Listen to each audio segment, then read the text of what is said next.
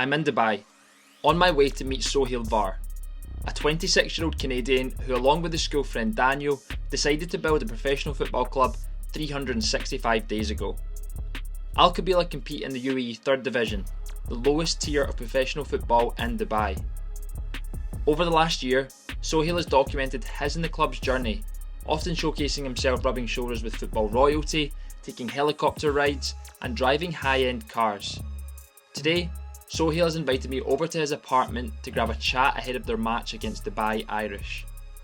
I'm keen to find out what Sohail's role is at the club and learn more about the man behind the camera. Afternoon. How are you? How's it going? Good to see you again. How are you? Good, how's things? You good? Yeah. Game day. Game day. Ready for it? Yeah, feeling good. No helicopters down to Abu Dhabi? Well, not today. Not today, no. 9 p.m. kickoff. Have to be there at 6:50. 6:50. So, just a bit of prep, bit of work, and then off we go. Match day is a lot of match day logistics. So making sure everything is up and running for the game, which means UEFA commissioners need to be organized. We need to make sure we have all of the equipment, all the water coming up to the venue. There's some behind the scenes of coaching staff in terms of discussions of formation and what's going to be happening for the game. You said you had a chat with Stephen today about the team. Do you get any say in that team selection? No, so this is something that we set in stone in the summer. I told him, listen, I'm gonna play one last year, one last dance to end off the storyline, but I want to make sure that you're the head coach, you decide the players that come in, you decide who's performing well, who's not performing well, and who gets to play, and I'm here to contribute wherever I can. There's a couple of visa situations I'm sorting behind the scenes right now, and it's a bit of back and forth for me. Like, it's a laptop work, and then I'll go and I'll do my visualization, and I'll like walk around with a little bit of music. And it's a really interesting balance because I'm running the football club, but then also I'm playing this year. So I need to get myself ready for the game as well. What kind of visualization? Like, are you doing visualizing the match? Yeah, pretty much. I'm visualizing the game. I'm visualizing not just the game, to be honest. I visualize how the story will play out. Like, yes, the 90 minutes, but then also the lead up to the game. You know, the interactions. Today we've got a special guest coming to the game. What's that gonna look like? What's the post-match gonna look like? So I just pop these on, and then you'll find me like just walking back and forth. I'll play stuff like this. And it just gets you dialed in. Yeah. This is like, all I envision is me in a movie. The team in a movie. This is the scene where we're about to face the enemies. How's it gonna play out? And then as the song plays, I just self-affirmations in my mind. I envision different things, and I probably have a good 40 to 50 tracks like this. I've got a playlist that's called version 2.0. The idea behind it is that, you know, I feel like everybody, they grew up, you know, being who they are, but a lot of that was conditioned through their family, their school, society. Version 2.0 for me is you tapping into your next version. So this playlist just helps me tap into that. Do you have quite a close-knit family? Do you take it? How do they see you in this position? Do they support my family? So I'm Middle Eastern, I'm Persian, which means I come from a family that really values education and more of like the stable route. So when I decide to do football, that all like in itself caused friction. Then social media is something that they don't really know about. That caused friction too. Now I'm doing something crazy, building the club, running the club. To be honest, they don't get the whole thing. Have they been over to see the club? Not yet, but hopefully soon. I want to bring them over to Dubai soon. I'm very different from the rest of my family. I decided to take the uncommon path. The motivation of my parents had a difficult life, having immigrated to Canada. They studied a lot, they worked very hard, but then they didn't quite get into their jobs that they wanted, so they didn't have the life they really deserved to have. And going through that, seeing that's motivation, that is drive for me to also uplift my work ethic, because I need to become massively successful to be able to help them. And I want them to get to live the life they deserve to live. But the way I grew up, I've been a lone wolf. I don't really share my feelings. I don't share my thoughts. When times get difficult, I do what needs to be done. I get the job done, and that also came from my parents. My dad was not one to really share a lot. He just got the job done, whatever it took.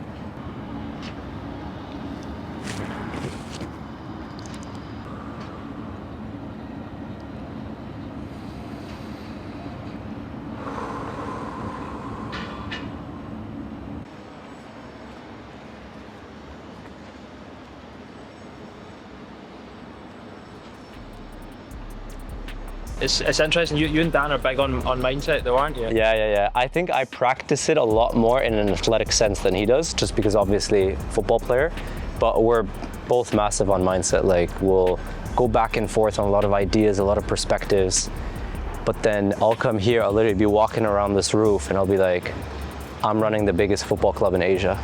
I'll just repeat that over and over and over again. And then I'll go sit down there, close my eyes, and I'll envision the stadium we're gonna have in the future with all the fans. Anthem playing, the walkout, like high-level football person to my right, president of FIFA to my left. Like, I envision it all, you know? Some people would say, that's just crazy. Like walking about here like that and thinking those things. Like, people would say that. Yeah, it's true, yeah. But I think I am crazy. Maybe you have to be crazy to build a pro club, right? Look, I think if you want to achieve anything big in life, whether it's a pro football club or anything else, and everybody has their own thing, their dream that they want to go after, you have to have a little bit of crazy. You have to have a little bit of insanity. But I think you chasing your dream, you going after that thing, doing the crazy stuff, people are gonna think you're a little bit insane. They're gonna think you're a little bit crazy, but it just depends. Do you want to live an average life, or do you want to achieve something massive? And if you want to achieve something massive, you have to be willing to step out of balance. You have to be willing to do what 99% of people don't do. Sohail starts to open up to me. It's clear what his driving force is. From the way he talks, it sounds like he comes from a traditional, honest, hard-working family. They don't really know or fully understand what it is he's doing. To me, Sohail knows exactly what he wants, and he's not going to stop until he gets there. He's definitely a bit crazy, but his energy and passion to think big start to rub off on me, and I begin to feel somewhat inspired by him. Now, it's time for Sohail to turn his attention to game day. Year one, the goal is promotion. Like, anything less than promotion, can't be. I'm not gonna have that. So, we have to get promoted. We will get promoted. So game day, basically foam rolling, bit of activation with the band, stability work, just making sure the body feels good. Sometimes it depends. Today, I feel good overall.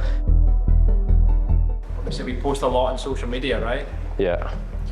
And I get annoyed sometimes when I see comments on my stuff where it's like, people almost presume they know everything about you, they know who you are, they know what's going on in your life.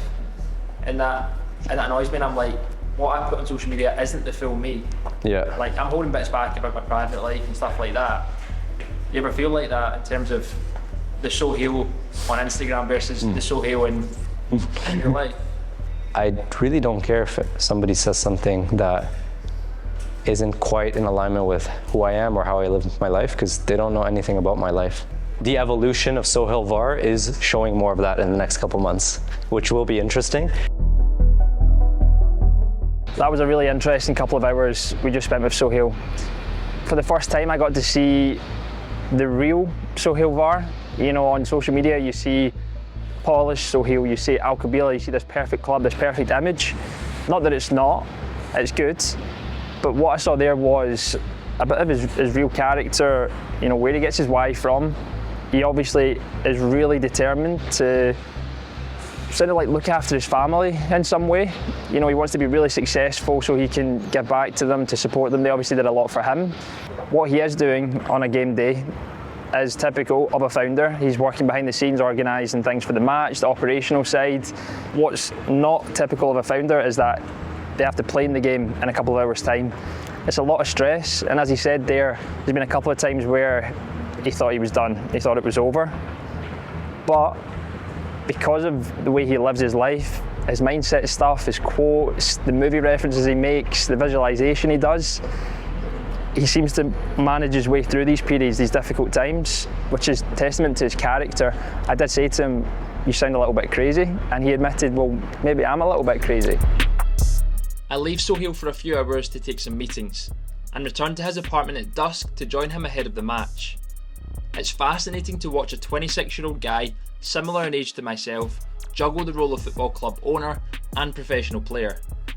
Sohail seems to handle everything that comes his way, from managing relationships with Steven Taylor and the players, to rubbing shoulders with the likes of Sergio Aguero, and, most importantly, managing expectations with club president Sheikh Ahmed, who happens to phone Sohail just as we're leaving. He takes it all in his stride, but now I'm really keen to see Sohail on the pitch.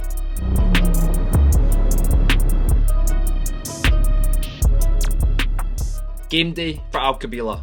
It's time to find out what professional football looks like in the UAE 3rd Division. I've got a message. I have a message from Sheikh Ahmed to read out to you all before we go out for a warm-up. Al Qabila FC players, I'm excited to be back in Dubai, witnessing our team in action and collecting 9 very important points over the winter break. Over the break, we will be bringing in many reinforcements and resources to strengthen our team and our club. Until then, I expect an excellent level of hard work, dedication and persistence from each and every player. Over the length of the season, the rewards will be massive. However, to get that reward, we must fight through the most difficult times and stick together as one club, as a family. I will be in attendance for today's match. I'm looking forward to a successful win and seeing you all. All the best for today's match. We'll continue to battle as a tribe. Club President Sheikh Ahmed bin Sultan Al Nahyan. Okay? Boys, let's get out there. Let's go and do our fucking jobs today. Nice, easy walk out. Tonight, Al Qabila played Dubai Irish, a team near the bottom of the league made up of players juggling full-time jobs and football. Interestingly, Al Qabila have yet to establish their own home ground or stadium, so their home games are played at their training ground, a shared sports complex in Dubai's Sports City. With no stands or space for fans, I'm unsure how many people will be in attendance. The team returned to the changing rooms to hear ex-Newcastle defender and current manager Steven Taylor give his final instructions. Let's put pressure on them. Hit the big man, hit the big striker. So Mensah, be on his toes. Be on his toes. Manji, first one you let noise in the game, yeah?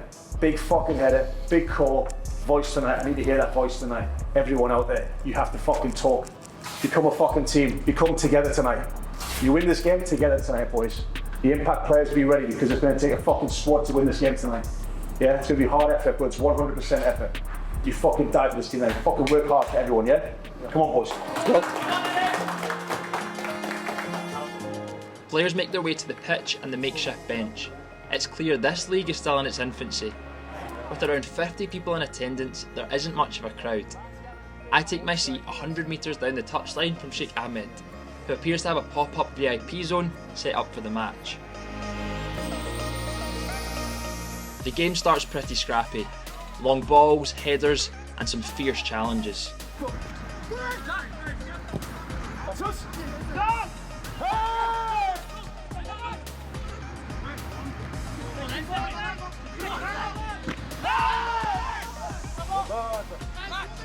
Pretty quickly, Al Qabila take control and begin to dominate the first half.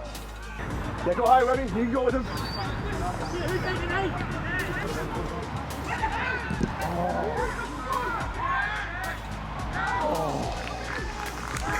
Sohail, a naturally right-footed player, slots in at left back. He's a very tidy player who is keeping his winger quiet.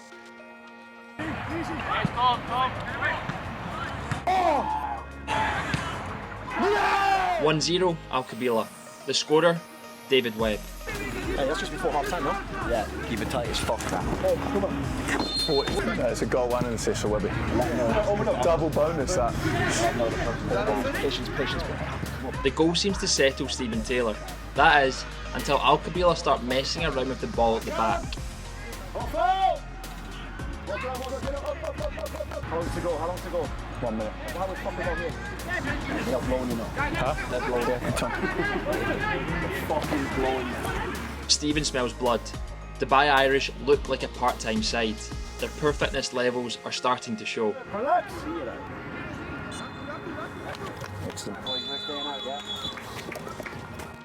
It's half time, an important 15 minutes for Stephen to get his message across and for the players to take on some fluids. Even with a late kick-off, the temperature is still insanely hot. They do not want to run, boys. They are fucking lazy cunts and they're nowhere near it. They're nowhere near your fucking level, and this is the best I've seen you guys play. Yeah. As a fucking team, it's got to be enjoyable, huh? Yeah. You must be feeling so good. You look so fucking fresh, lads. And honestly, ball's going down the side, the striker looks like he's carrying a caravan, lads. Top lads. Love it. With the second half underway, Stephen is fired up. So fired up, it looks like he's ready to roll back the years and get on the pitch himself. Al-Qabila are dominating, and it isn't long before the floodgates open. 2-0 Al-Qabila.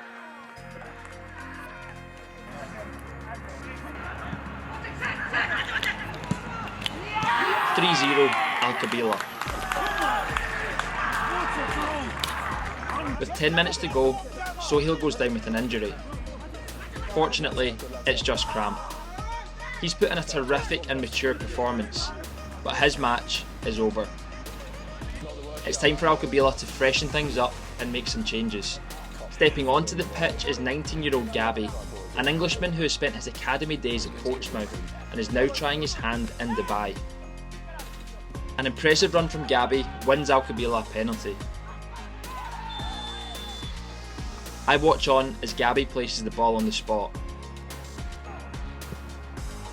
4-0 Al-Qabila.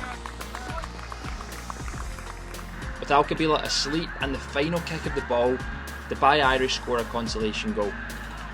The match finishes 4-1. A convincing win for Al-Qabila. Post-match, the players head over to show their appreciation to club president Sheikh Ahmed. For me, it's been an unusual but genuinely fascinating experience. Sohail's not just behind the scenes pulling the strings, he's in the thick of it. 1 minute managing staff, the next playing minutes at left back. He's building this club piece by piece, from the boardroom to the pitch, and somehow it's all holding together. It is rough around the edges, but it's real, and there's something about the way he carries it that makes you think this crazy plan of his might just work. Come on.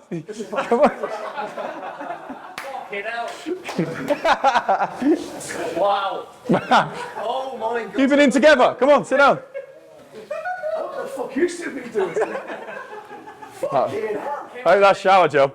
Come on. I know you've produced on the pitch, but you've also produced off the pitch as well.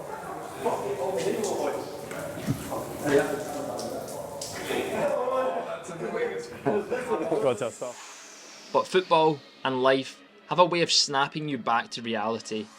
Moments after full time, a member of staff pulls Sohail and co-founder Dan aside.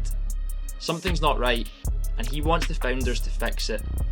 There's no time to celebrate, it's non-stop. And if Sohail and Dan want to turn this dream into the best club in Asia, they've got a mountain to climb.